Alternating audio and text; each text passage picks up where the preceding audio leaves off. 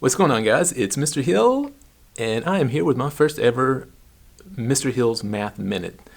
A chance for you to help your students become successful in 5th grade math. And today we are going to be working on place value. You'll need two things for today's practice minute. It's going to be a pencil, and you will also need a piece of lined notebook paper, and preferably the wider lined, not the college rule, but the wider lined. Now, place value is extremely important, especially in 5th grade math. There's going to be some rounding, there's going to be some addition and subtraction of decimal numbers, and all those need to be lined up really, really well. One thing that a lot of kids will get in the bad habit of is making all their numbers a little crazy. They'll lose their place because it's harder for them to keep everything straight and in line.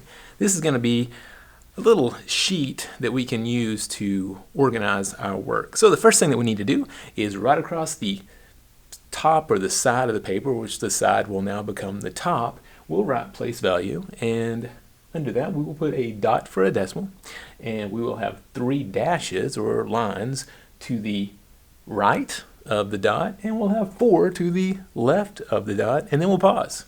We'll make sure that looks nice and neat, because you got to start this stuff off looking nice and neat. The way we begin our work is the way we're going to end it. Start it nice and neat, end it nice and neat. Now, once we get that done, we're going to put in the names of each place. Excuse me. So, those names: 1, 10, 100, 1,000. And on the right side is going to be tenths, hundreds, and thousands. One thing that I'd like for you guys to do, and I'm going to do in my own classroom, we're going to underline the THS on the decimal numbers, the tenths, hundreds, and thousands, just so they can start remembering that that's going to end with that THS. Now, once you get that done, this is something that I do just to help the kids understand the numbers. I call it put the value of the place. So we're going to take that same piece of paper and we're going to write the values. Well, ones is a 1, 10, 10, so forth and so on.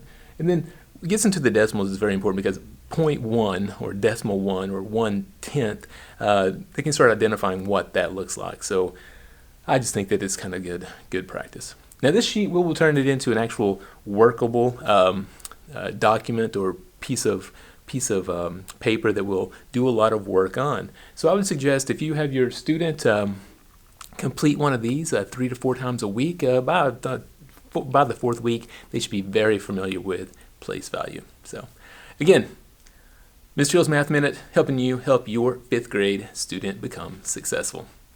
See ya.